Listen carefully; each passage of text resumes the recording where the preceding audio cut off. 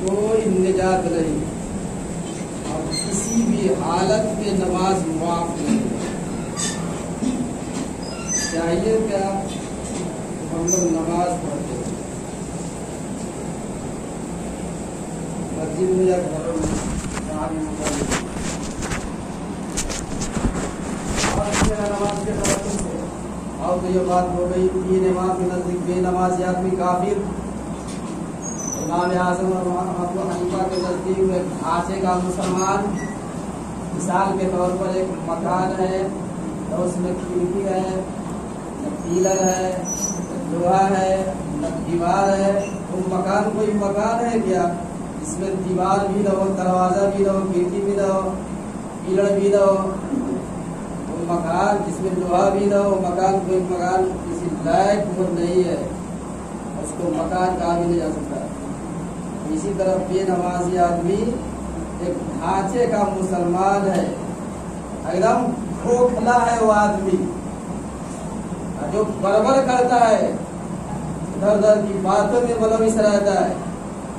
اس کو چاہیے کہ اپنے آپ میں غور و فکر کرے، سوچے سمجھے، اللہ نے سوچنے سمجھنے کی صلاحیت مجھے دی ہے، تو غور و فکر کرے کہ میں کیا کر رہا ہوں، نماز سے اتنی دور کیوں جا رہا ہوں، کیا بات ہے، نماز ہم کیوں نہیں اپنے آپ سے مخاطب، نماز ہم کیوں نہیں پڑھتے، کس چکر میں ہے، میرا پیر مجھے بخشوا دے گا، میرا باپ میرے لیے محنت کریں گے، ہماری ماں ہمارے لیے سفارش کرے گی، ہمارے علماء ہمیں نماز کے تعلق سے واقف کرا دیں گے۔ تو جب ایسا کچھ بھی نہیں ہے تو ہم اتنی دور کیوں ہے؟ اور سن لیجیے، نماز فرض اعظم تھی، حضور فرماتے ہیں رکعت الفجر خیر من الدنیا وما فیہا، فجر کی 2 رکعت نماز دنیا اور دنیا میں جو کچھ ہے اس سے بہتر ہے۔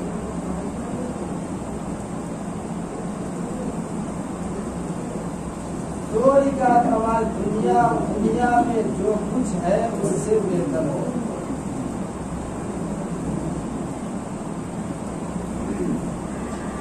اور دنیا میں کیا چیز نہیں ہے، سب کچھ ہے۔ یہ 2 رکعت کو 2 منٹ لگتا ہے پڑھنے میں، اس سے بہتر ہے 2 رکعت فجر کی نماز۔ اور سن لیجیے ایک بات، نماز چھوڑ کر، یہ فرض اعظم چیز ہے، نماز نہ پڑھتا ہے اور نماز چھوڑ کر باقی جتنی عبادت ہے کوئی بھی عبادت قابل قبول نہیں ہے۔ جتنی نفلی عبادتیں ہیں کوئی بھی عبادت قابل قبول نہیں ہے، چاہے زندگی بھر تم آ کے وہاں سنتے رہو، 1 کروڑ جلسے میں چلے جاؤ، 1 کروڑ مزار پر جا کر وہ چادر پوشی خوب، فاتحہ نیاز ملیدہ حلوہ کھاؤ، اب خوب پیر صاحب کے پاس لیفٹ رائٹ کرو، اب پیر دباؤ، اولی کی خدمت میں رہو، اور راتوں دن گھر میں نفل نماز پڑھو، اور ایک نہیں 1 کروڑ آدمی کو تم کھانا کھلا دو اللہ کے نام پر، اور جو لوگ مجبور ہیں اس کی مدد کر دو۔ یعنی جتنی عبادتیں ہیں ان جملہ نماز چھوڑ لے، وہ نماز نہیں پڑھتا ہے، ساری عبادتیں وہ کرتا ہے نفلی، کوئی بھی عبادت قابل قبول نہیں ہے، اس کو کوئی ثواب نہیں ملے گا۔ میں نہیں کہتا ہوں، حضرت اعظم حضور اعلی حضرت فرماتے ہیں جن کے ذمہ فرض نماز ہے اس کی کوئی بھی عبادت قابل قبول نہیں ہے، ساری نفلی عبادتیں وہ لٹکی رہے گی جب تک یہ فرض ادا نہیں کرے گا۔ اب یہ فرض ادا کرے گا، ساری نماز جب پڑھ لے گا، اس میں اس نفلی عبادت کو ملا کر اس کو بینیفٹ ملا جائے گا۔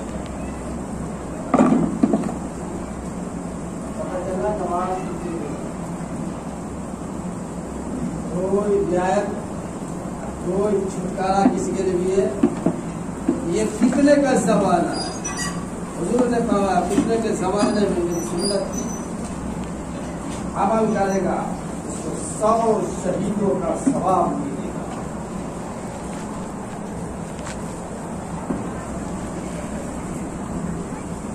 आप नसीहत करना नहीं जानते हैं। हुजूर ने फरमाया सबक नजा, चुपचाप बैठे रहो अपने घरों में। इस वक्त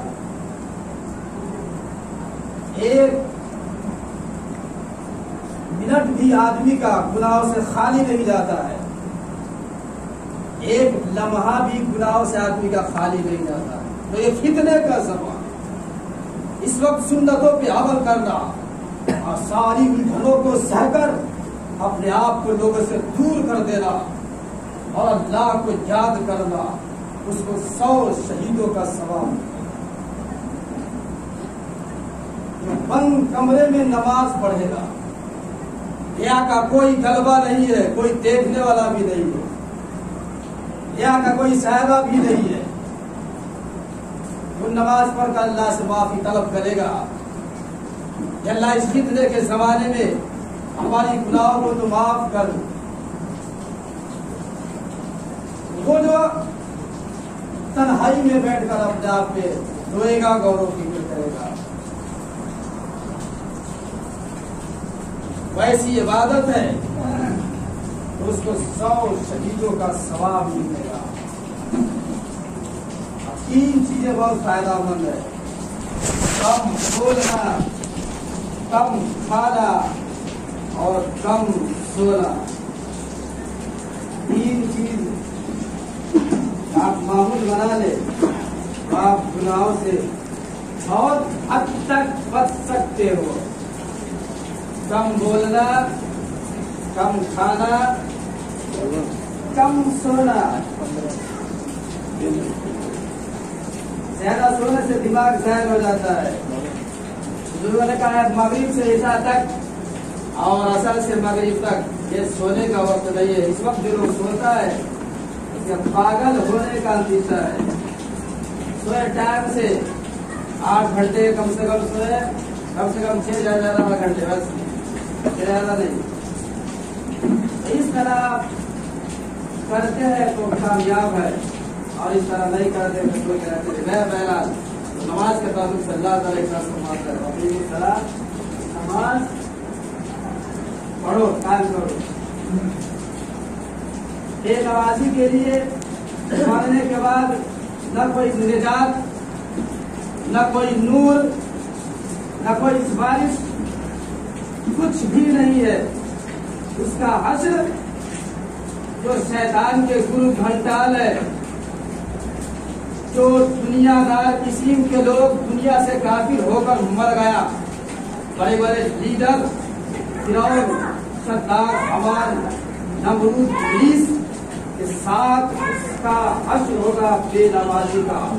जिस सब में, जिस लाइन में फिरौन और उसका चाहने वाला, नमरूद और उसका चाहने वाला, इब्लीस और उसका चेला चमचा, हमान उसका मानने वाला, जिस सफ में और जिस लाइन में खड़ा होगा, बेनमाजी आदमी इसी लाइन में मरने के बाद खड़ा होगा।